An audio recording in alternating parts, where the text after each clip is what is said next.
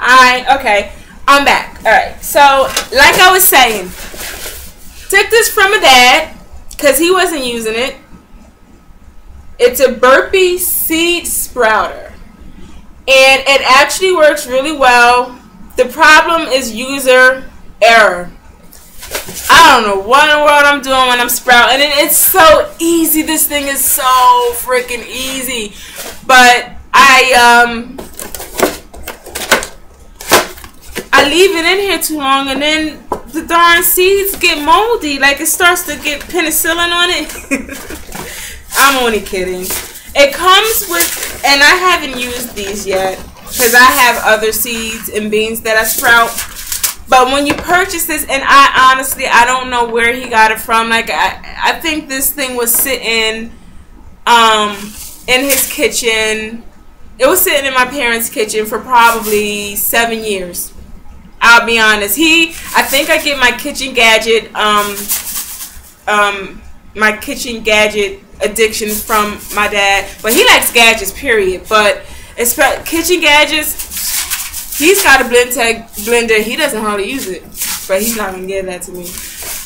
But yeah, so I asked him if I could have it, and he said yeah. So I took it and I used it, and I absolutely love this thing. It's so simple, but it comes with sprouting seeds.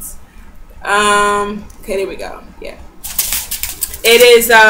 This one is broccoli, mung beans, and a zesty mix. So it comes with these. I haven't used them yet.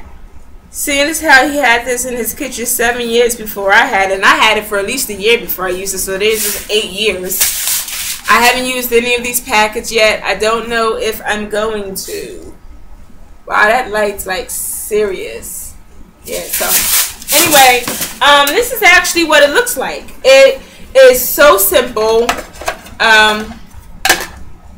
This is the bottom tray, and it has these 2 clear trays with a bunch of holes in them, and you put your seeds in a tray. You put a thin even layer, and you sit it on top, and then here's the other tray.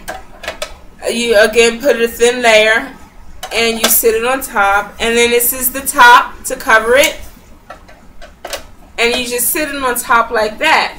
And when you have to rinse them, because when you're sprouting, you do have to rinse the seeds, all you do is you take the bottom tray off, and you see? It's so simple, you know? And then you water in here, and it runs all the way through, and it drains out the bottom. And then you just sit it on your counter, put it back on top. Well, it's kind of uneven, see? And that's it. Easy peasy, right? Okay, so I also have a juicer that I use.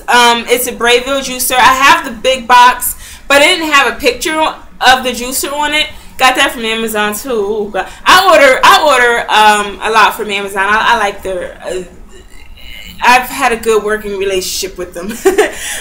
But yeah, so I got the juicer. It's a Breville, I don't know. I got the juicer. I have let me see, the juicer, the blender, the food processor, the grinder, the sprouter. Oh, and the food dehydrator. I got the food dehydrator when I went raw the first time back in 2009, and I have only used that thing once. It's an Excalibur food processor, so it's the one that it's a square, and the fan is at the back, and it's got 5 trays. So I had the Excalibur dehydrator. I only used it once. So in order for me to get a return on my investment, I'm really going to have to pull that sucker out and start using it more. It dehydrates really good, by the way, based on the one time that I used it. I'll let you know if it gets better as I use it more. Some of the foods that I am using in my transition to help me transition back into the raw food lifestyle is, and I try to get organic as much as possible. I try to get fair trade as often as possible. Sometimes it's not always easy to get it because the area that I live in, unfortunately, is not that health conscious, so it can be somewhat difficult, but I try whenever possible. All right, so for breakfast, and these are just some of the things that I eat for breakfast, but I have this this cereal is so good. I love it. I wish they made this when I was little because my mother didn't believe in pre-sweetened cereal, so like I couldn't have Fruit Loops and Fruity Pebbles and stuff when I was little, and Cocoa Puffs, because my mother, I had to have Kellogg's cornflakes. Who wants some cornflakes? Not me. Sorry, sidetracked. But yeah, so my Kashi cereal, Indigo Morning. This has real blueberries and real raspberries, and it's so, oh my god, it is so good. So I have that. This is a new one. I haven't tried it yet, but I figured that Indigo Morning was good, so this looked good. So another Kashi. It's Berry Fruitful.